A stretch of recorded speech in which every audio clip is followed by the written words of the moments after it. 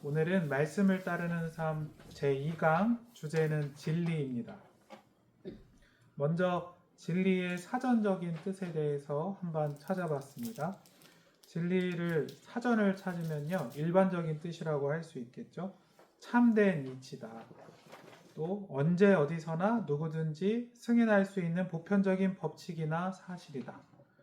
이렇게만 읽어보면 꽤 맞는 말 같아 보입니다. 하지만 사실 진리에 대한 이 개념도 사전에서 말하는 것도 완전한 뜻은 사실 아니라고 볼 수 있습니다. 그러면 성경에서는 진리를 뭐라 하느냐는 차차 살펴보기로 하고요. 그 전에 사실 세상에서 진리가 뭐라고 할까에 대해서 생각해 보면 한 세 가지 유형으로 생각해 볼 수 있습니다. 첫 번째는 객관적 진리입니다. 그러니까 사람들이 보통 진리가 뭐라고 생각할까에 대해서 첫 번째 유형이 객관적인 진리라는 거예요. 그것은 이성이나 철학이나 과학이나 어떤 증거로 인해서 사람들이 진리다, 사실이다 이렇게 믿는다는 것이죠. 두 번째 유형은 다수가 믿기 때문에, 보통 사람들이 그렇게 생각하잖아. 다수가 믿기 때문에 진리라고 나 역시 동의한다고 생각한다는 것이에요. 어떠한 여론이 있다든지 사회적인 합의가 있다든지 할 때 우리가 다수가 이렇게 생각하니까 우리도 진리라고 동의한다 이렇게 말할 수 있겠습니다. 마지막으로는 내가 믿는 진리가 있습니다.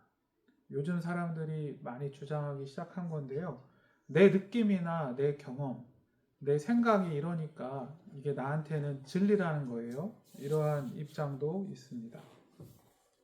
근데 이렇게 세상에서 진리를 다양하게 얘기를 하는데 세 가지 입장 다 약점이 있습니다.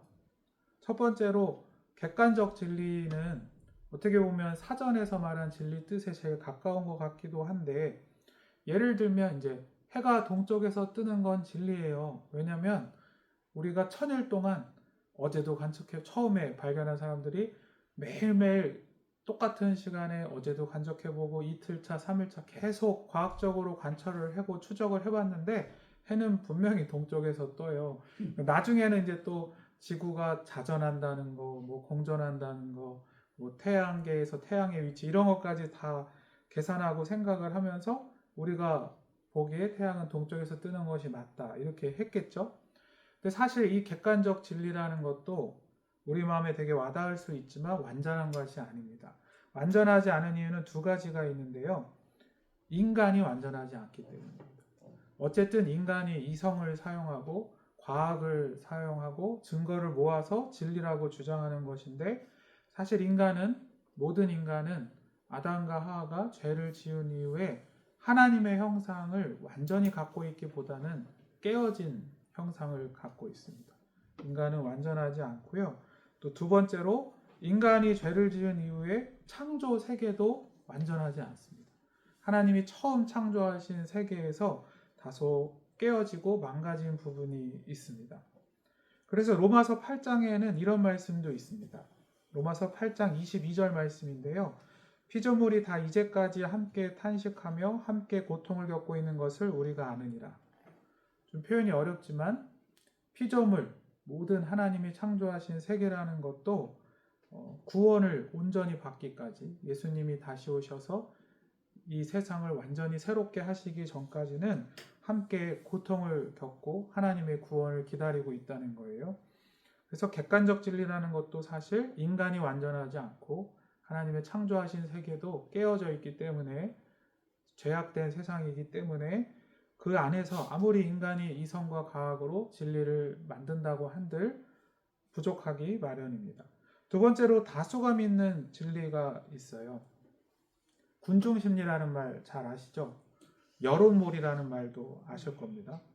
그러니까 다수가 믿으면 보통 안전하다고 사람들이 많이 느끼고 진리라고 느낄 때가 많죠.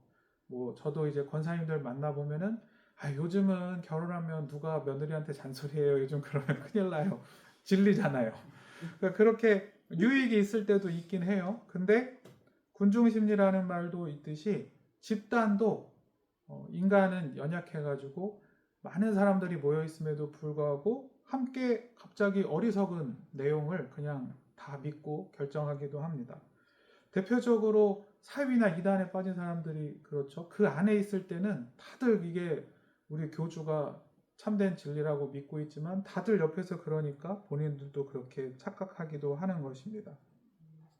특별히 요즘에는 컴퓨터랑 스마트폰이 고도로 발달하면서 이 다수가 믿는 진리, 여론이라는 것이 더 심각한 문제가 되기 시작했어요. 빅데이터란 말 들어보셨죠? 인공지능, AI라는 것도 요즘 참 많이들 말을 합니다. 이 빅데이터와 인공지능이 돌아가는 거 우리가 제일 흔하게 접할 수 있는 거는 뭐 아시다시피 인터넷에서 뉴스를 검색할 때, 뭐 유튜브를 검색할 때 이런 내용입니다. 컴퓨터가 수많은 사람들, 이걸 이용하는 수천만, 세계 수억의 사람들의 데이터를 막 다 빅데이터를 모으고 조사한 다음에 인공지능이 이걸 판단해서 이 사람은 여태까지 이러이러한 성향을 보였어. 이런 거를 자꾸 검색했고, 예를 들어 요리를 검색할 때 저녁에 뭐를 먹으면 맛있어? 이렇게 검색을 했는데 이제 막 감자 요리가 나오면 분명 그 사람은 그 전에 감자 요리를 많이 검색했던 사람이고 맛있게 먹었다고 평가했던 사람일 수 있는 거예요. 인공지능이 그걸 알고 추천한다는 거죠. 그러니까 인터넷에서 내가 뭔가 뉴스를 찾아봅니다. 이게 사실인지 아닌지, 진리인지를 판단하기 위해서. 근데 이미 컴퓨터에서 제공하는 정보가 그 사람을 빅데이터나 인공지능이 분석을 해서 계속 어떠한 맞는 정보라고, 이것이 당신한테 좋은 정보라고 준다는 것인데, 그러다 보면 그 사람이 그런 거에 길들여지고 계속 그쪽으로 쏠려갈 수 있다는 거예요. 역설적으로. 그래서 가짜 뉴스 같은 것도 문제가 되는 겁니다. 어떤 사람들이 계속 어떤 거를 찾는데 계속 동일한 내용으로 가짜 뉴스를 접하다 보면 아 진짜 이게 맞나 본데 이렇게 빨려 들어갈 수도 있다는 거죠. 그래서 다수가 믿는 진리라는 것도 차라리 예전에는 어떤 뉴스가 딱 나오면 이게 진짜 맞아? 이러면서 야, 반대쪽 입장도 한번 들어봐야지 하면서 뭐 신문 보고 이런 시절에 아니면 사람들 만나서 야 요즘 이런 얘기가 진짜 맞는 거야? 이렇게라도 확인을 했는데 요즘은 스마트폰에서 다 검색이 된다는 이유로 검색을 하지만 사실 이게 너무 쏠린 편향된 의견이 될 수도 있다는 거예요. 마지막으로 내가 믿는 진리라는 게 있는데요. 이거는 각 사람이 진리를 만들어낸다는 주장이에요. 근데 내가 믿는 진리는 아무래도 개개인의 마음이나 개개인의 욕심, 욕망이 들어가게 되어 있어요. 그러니까 개인의 욕망이 들어간 것을, 개인의 욕망이 반영된 것을 과연 진리라고 할 수 있느냐라는 질문을 할 수 있다는 거죠. 제가 3번에 진리가 무너진 세상 풍조, 모든 진리는 상대적이다 이런 말을 써놔 봤어요. 이 모든 진리는 상대적이다 라는 것이 요즘 점점 유행하고 있는 진리에 대한 주장인데요. 이 세 가지 유형 중에 특히 내가 믿는 진리에 좀 가까운 내용이에요. 모든 진리가 상대적이다. 개개인마다 진리를 주장할 수 있다. 이거를 쉽고 빠르게 이해하기 위해서 제가 예화를 찾아봤습니다. 2015년경에 미국 대학생들을 대상으로 인터뷰를 했었대요. 우리보다 조금 더 아무래도 좀 급격하게 변하는 서구 사회의 대표를 할 수 있는 미국이고 우리나라도 영향을 받고 따라가기도 하는데요. 15년쯤에 미국 대학생들 인터뷰에서 인터뷰 주제는 이거였습니다. 남성과 여성 사이에 차이가 있나요? 질문을 했다는 거예요. 모든 학생은 아니지만 많은 학생들이 막 이런 대답을 했다는 거예요. 사회가 우리에게 강요하는 것 말고는 별 차이가 없어요. 당신 스스로가 남성 또는 여성이라고 생각하고 느낀다면 당신이 신체로 구별되는 성별보다 훨씬 중요해요. 이런 얘기를 했다는 거예요. 근데 이 인터뷰를 한 사람도 이걸 평가하기를 굉장히 놀랍다, 충격적이다라고 평가를 했어요. 왜냐하면 똑같은 질문을 만약 우리가 한 20년 전에만 어느 학교를 가더든지 인터뷰를 했다면 학생들이 이렇게 했을 거라는 거예요. 보나마나 딱 질문을 하면 잠깐 멈칫한 다음에 당연하죠. 생물학 시간이나 성교육 시간에 다 배운 거잖아요. 그걸 왜 물어보세요? 이렇게 대답을 했을 거라는 거예요. 그러니까 그만큼 진리가 각자 느끼는 거에 달렸다. 각자 생각하는 거에 달렸다. 이런 생각이 점점 세상을 침투하고 있다는 겁니다. 이 모든 진리가 상대적이다라는 말은 반대로 말하면 절대적인 진리를 아무래도 인정하지 않으려고 한다는 것이고요. 근데 이럴 때 아무래도 기독교 역시 공격의 대상이 됩니다. 기독교도 절대적인 진리를 주장하는 편에 속한다고 볼 수 있기 때문에 공격의 대상이 됩니다. 실제로도 동성애라든지 성전환, 결혼 이런 것에 대해서 기독교는 보수적인 입장을 많이 갖고 있죠. 그럴 때에 이렇게 상대주의자들은 기독교를 많이 공격하기도 하고 기독교를 공격하는 여론을 만들어내기도 합니다. 우리나라에서도 한창 차별금지법 이런 것이 여러 이슈가 되기도 했다는 거죠. 제일 핵심은 뭐냐면 절대적인 진리를 주장하지 못하게 한다는 거예요. 이런 걸 상대주의라고 부르는데요. 모든 진리가 상대적이다라고 말하는 사람들을 그러니까 예를 들어 너무 놀라지 마세요. 결혼은 남성과 여성이 하는 것입니다. 남성끼리 여성끼리는 결혼할 수 없어요. 이런 말을 누가 했다고 해요? 절대적 진리잖아요. 주장할 수 없어요. 상대주의자들이 느끼기에는 왜냐하면 진리는 상대적인 거고 개인이 느끼는 바에 달렸기 때문에 한 명이라도 어떤 사람이 제가 생각하기에 결혼은 여성끼리 해도 돼요 라고 주장하는 사람이 듣고서는 당신이 하는 말은 차별이에요. 그렇게 절대적인 말을 하면 안 돼요 라고 생각하는 게 상대주의자라는 겁니다. 화가 나는 건 아니시죠? 네, 제가 어제 열심히 강의를 준비하고 있는데 옆에서 제 강의안을 저희 아내가 보더니 화가 난다고 지나가는 말로 화가 나네 이랬습니다. 웃으라고 오늘 내용이 좀 딱딱해서 해봤습니다. 4번은 우리는 싸워야 합니다. 제가 이렇게 붙여봤어요. 근데 제가 싸워야 한다라는 내용을 붙인 거는 꼭 상대주의를 해당하는 말은 아니었습니다. 에베소서 6장 12절입니다. 우리의 씨름은 혈과 육을 상대하는 것이 아니요 통치자들과 권세들과 이 어둠의 세상 주관자들과 하늘에 있는 악의 영들을 상대함이라. 에베소서 6장 말씀에 따르면 이러한 사상이라는 것, 진리에 대해서 세상이 어떤 주장을 한다는 것 뒤에 권세가 있습니다. 악한 세상에 권세가 있고 악한 영들이 있을 수 있습니다. 그러니까 악한 영들이 그 주장, 진리에 대한 주장과 입장을 이용해서 사람들을 혼미하게 할 수 있다는 거예요. 예를 들면 객관적 진리라는 게 안정해 보이지만 계몽주의 시대에 계몽주의는 이성을 중심으로 객관적인 진리를 주장한 것이었어요. 근데 계몽주의는 그동안 너무 사회가 종교를 따랐다. 우리는 종교, 특히 기독교를 배제할 거다. 기독교 빼고 이성과 과학만 토대로 해가지고 완전한 진리, 누구나 믿을 수 있는 보편적인 사실을 우리는 만들 거다 했던 게 사실 계몽주의였습니다.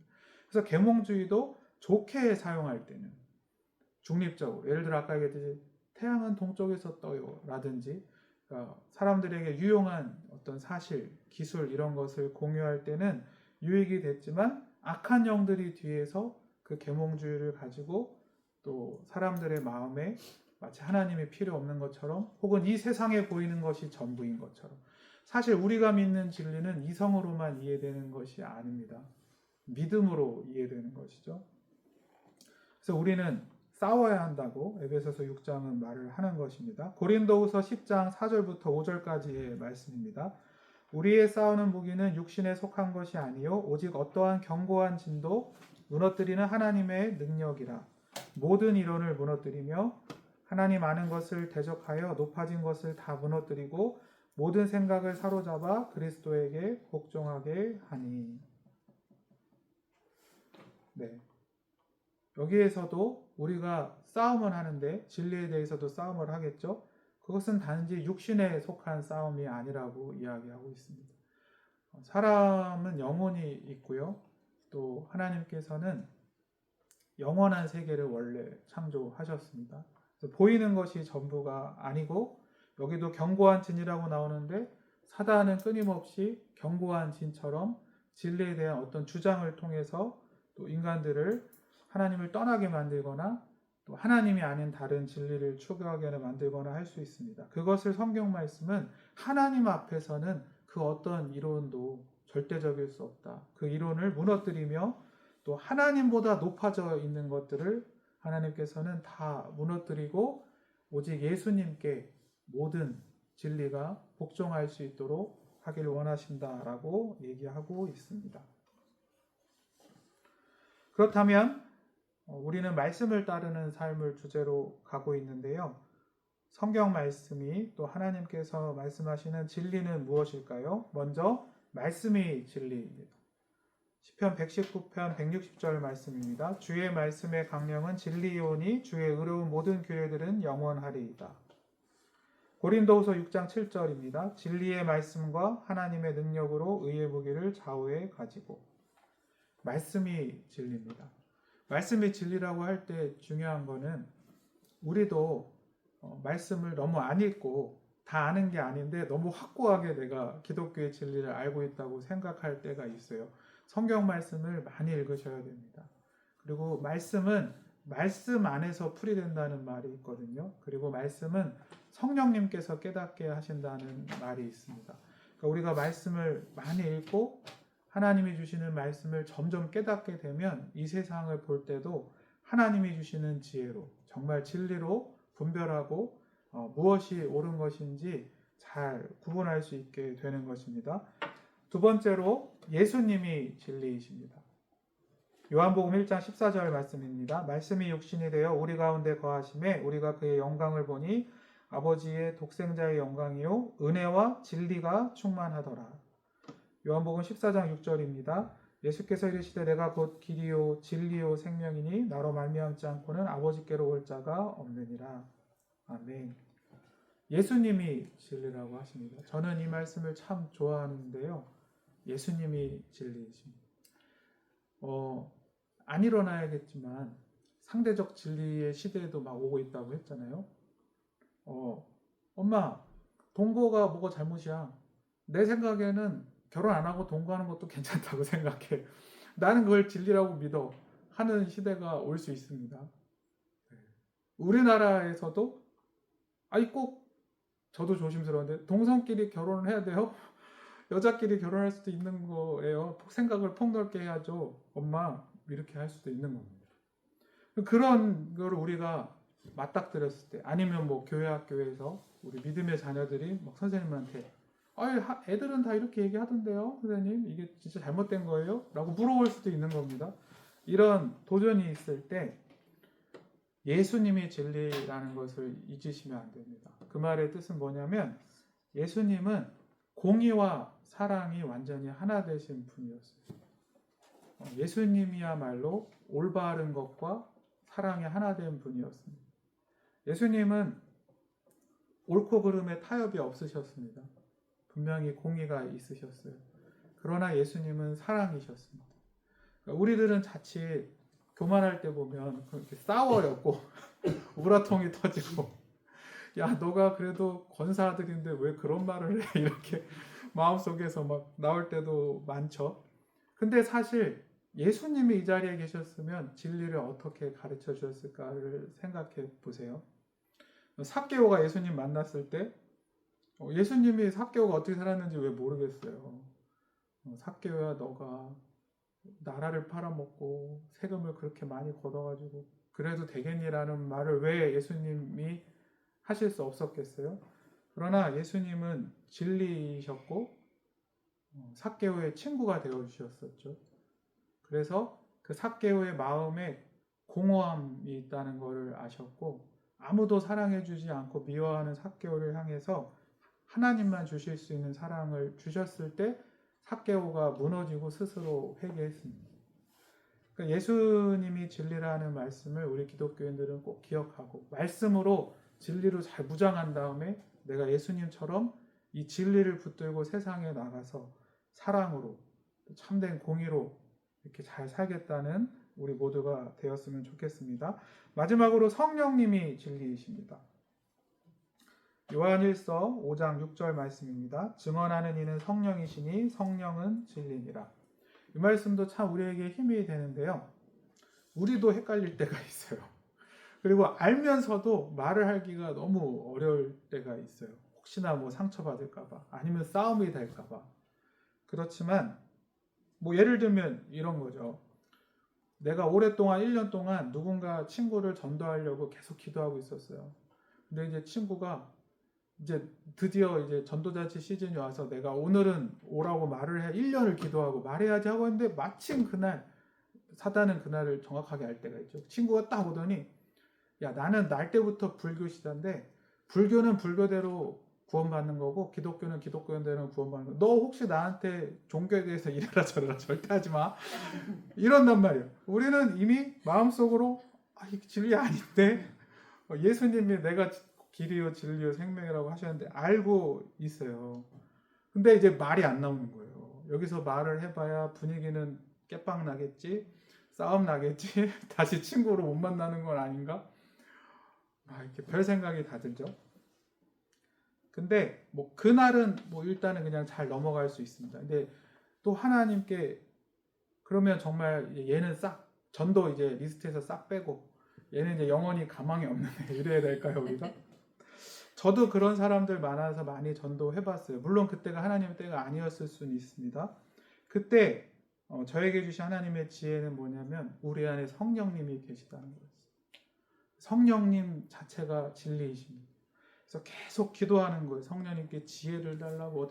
저의 한 케이스를 이제 예를 들어드리면 자기는 하여튼 맨날 자기는 반기독교래요. 자기는 길 가다가 그 보이는 십자가만 봐도 기분이 나쁘대요. 그런 친구가 있었는데 제가 한참 기도를 했습니다. 하나님 성령님이 진리시고 내 마음에 계시는데 지혜를 달라고. 하여튼 그때 그렇게 그 말을 듣고 충격을 받았지만 반년을 포기하지 않고 성령님께 지혜를. 근데 어느 날 친구한테 전화가 왔어요. 제 20대 때 얘기인데 한 22살이었던 친구가 좀 자기가 그때 수능 망친 게 아무래도 너무 후회가 돼가지고 군대 가기 전에 좋은 대학 가도록 다시 한번 공부를 아무래도 해야겠다는 거예요. 근데 다른 건 괜찮은데 자기가 좀 수학이 약한데 하여튼 고민이 많다는 거예요. 자기는 그냥 자기 얘기 들어달라고 얘기해요. 제가 그거 딱 전화를 끊고 기도를 하는데 성령님이 이게 기회야. 이게 기회인 거예요. 그래가지고 야 내가 너 수능 이제 한 5달 남았지. 5달 동안 일주일에 한 번씩 수학을 그냥 가르쳐 줄게. 제가 보기와 달리 수학을 좀 잘했습니다. 그리고 22살이어서 아직 그 고등학교 내용을 별로 안 까먹고 지금은 까먹었지만 그래서 가르쳐 줄게 하고 대신에 나중에 내가 뭐 딱 하나 부탁할 건데 너 따지고 묻지도 말고 들어줘야 돼? 했어요. 5달을 다 했습니다. 정성껏. 그리고 친구가 이제 시험도 어느 정도 잘 봤어요. 이제 시험 끝나고서 이게 부탁이 뭐야 이제 막 친구도 답답하잖아요. 우리 교회에서 그 당시 이제 제가 다니던 대학부가 전도 열심히 하는 도림교회 같은 교회였거든요. 4박 5일 수련회를 가는데 5일이에요 5일. 너 이거 가야 돼.